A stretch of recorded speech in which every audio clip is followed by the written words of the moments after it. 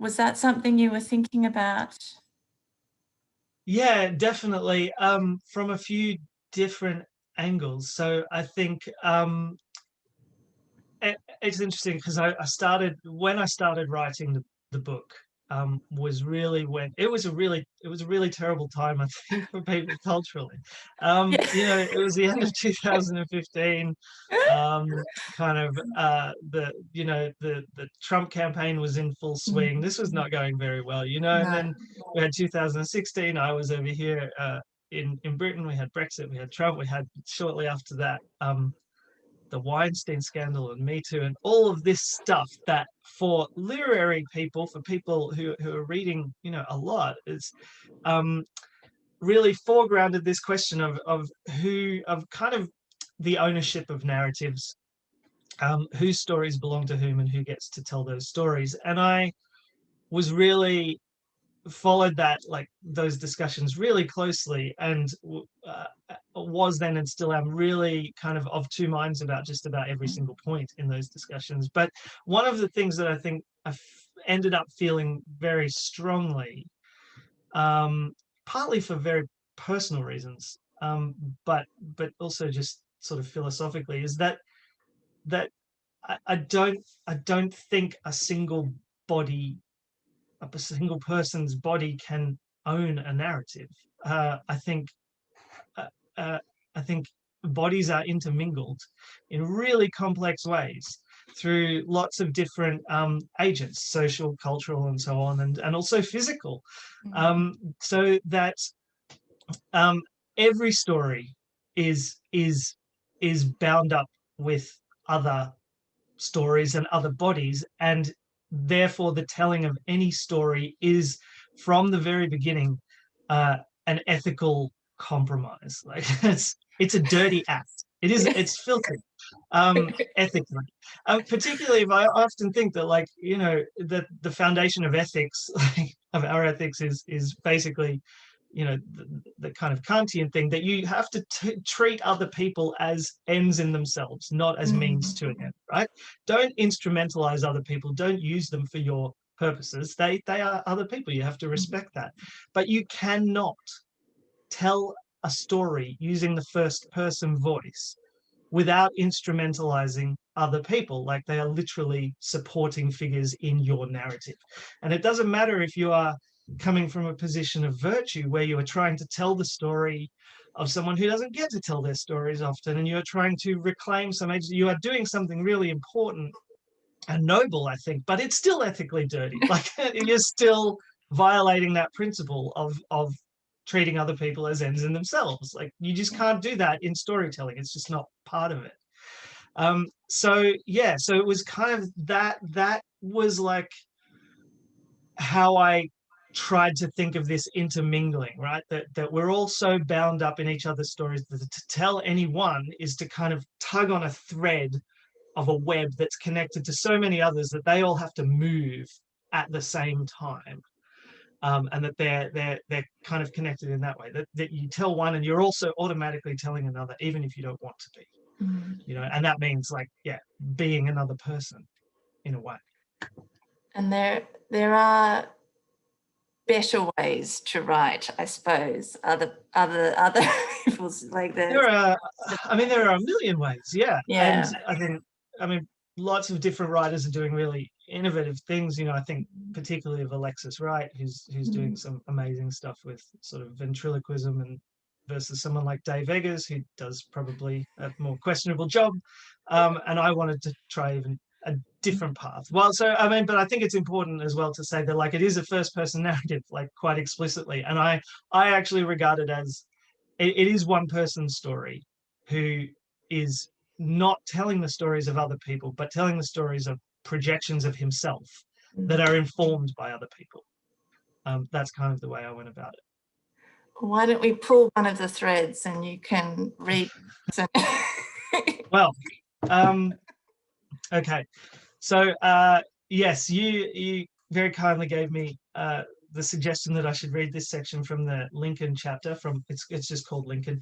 Just for a bit of context, there's a device in the book that helps the narrator switch, or that signals that the narrator is going to switch between different places and personas, and that comes from the section on Francis James Child, where there's a discussion of what are called thin places. This is a really old concept, actually, of a place where the fabric between one world and another world kind of runs thin, and you can cross over into another realm. It's like a portal, but where it typically was believed to happen in the Celtic culture that the narrator gets to is where there's water, where water is running hard or fast, like a stream or a pool or something like that. So whenever you see that in the book, that there's water coming, you know something's going to happen.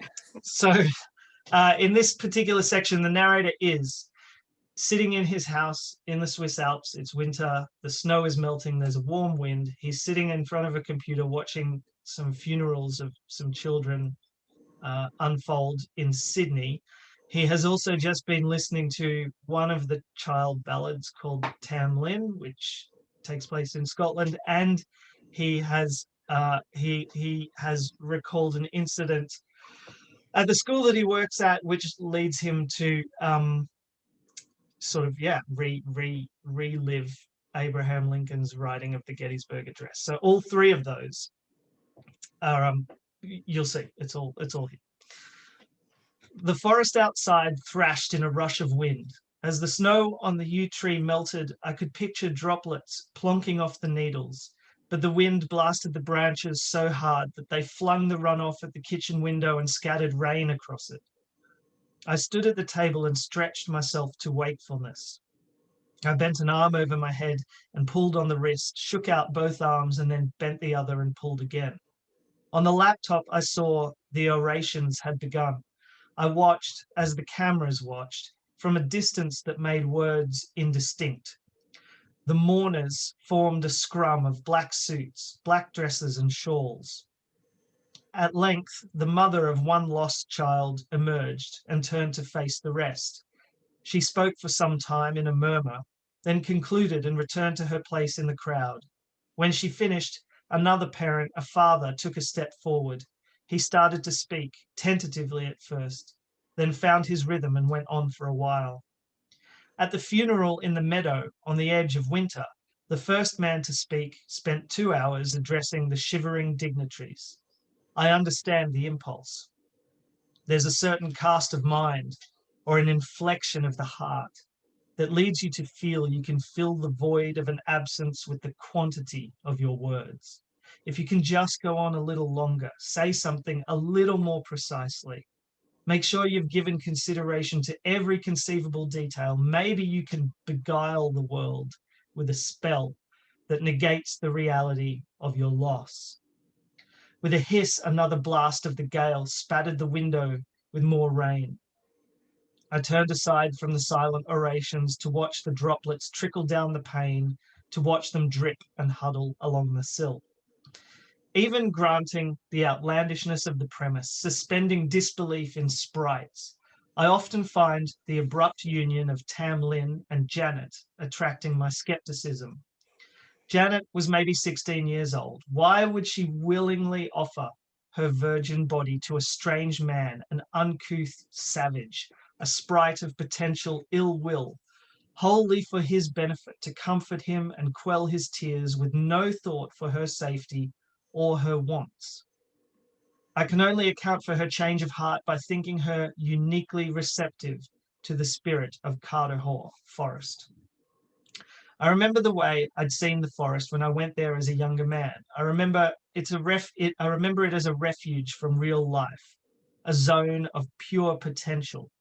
Anything could happen there. That was the sense it emanated.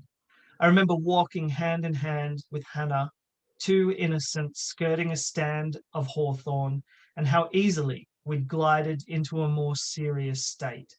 Glided, yes, as if drawn deeper into the air of a place where possibilities grew as readily as any thicket of trees. The dog days of summer, balmy in the sun, cooler by several degrees in the shade. The sweet smell of hazel, the whisper of birch in a breeze. Squirrels scurried after conkers on the forest floor. Hannah wore a pale green shift and a dark green shrug. let her long hair hang loose across her shoulders. Sunshine fell upon her like gold, cascading through the leaves. There wasn't another soul in sight. Anything could happen in a place like that. You could fall into someone's arms. You could do it because you've been hungering for it or just because it felt right at the time. You could withdraw into the trees and free yourself from the turmoil around them. You could cast off a life you felt pressured to flee and fly towards a place that held the promise of a new one. My cheeks burned with heat as the wind hit my face, flushed cool as the gale pelted me with water. I'd opened our back door to the forest, swiping aside my reflection to step into the wild night. I'd watched Demirovich speak and finish speaking in a matter of minutes. Cameras captured him from a distance, though their microphones were too weak to make anything audible but the waves. On the screen, Demirovich mouthed silent words at his daughter's graveside. He read from prepared marks that drooped in his hands. The other mourners gathered round to listen to things outsiders would never hear. Hardly had he begun before he stepped aside. He folded up his notes and slipped the paper into a trouser pocket. With every move he made, he became the embodiment of an echo, the echo of the meadow and the man who struggled to summon his words at the ceremony there. The man himself had grown careworn and churlish. Colleagues told him he looked ghastly, as much a cadaver as the boys he'd commemorate.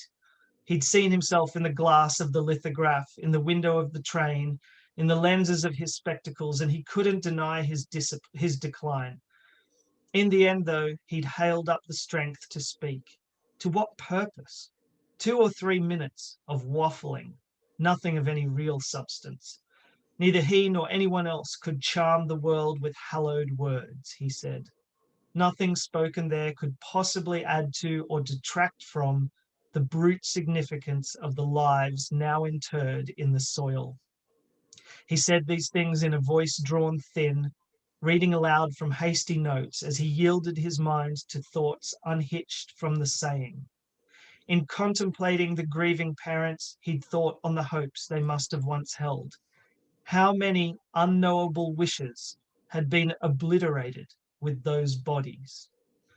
He'd thought on the hopes that he and his wife had held for their own son, all of them lost when typhoid took hold. Nothing ambitious, a respectable life, a useful trade, a liberal education, that he might know his forebears, that he might find someone to love. All of it gone. And where had it begun? Where had it all come from to be invested in that body? A hand on a rounded belly, the tenderness of skin to skin, the intimacy of such moments, the kicking the man could sometimes feel, the way he held his touch as if by force of will he could muster up all his dreams for the unborn child and release them through his palm, supercharging the life to come with as much potential as he could envisage. Didn't every parent do that? Wittingly or not, willfully or not, when all those men, those smothered boys, were yet to become part of the world, hadn't their parents done the same? Skin to skin, full of hope. All that hope, the whole almighty reservoir of it, now just another casualty of war. And words, what use was a word when you had a body to contend with? What power could words ever hold in the presence of so many bodies? Oh, there's so much to unpack just in those couple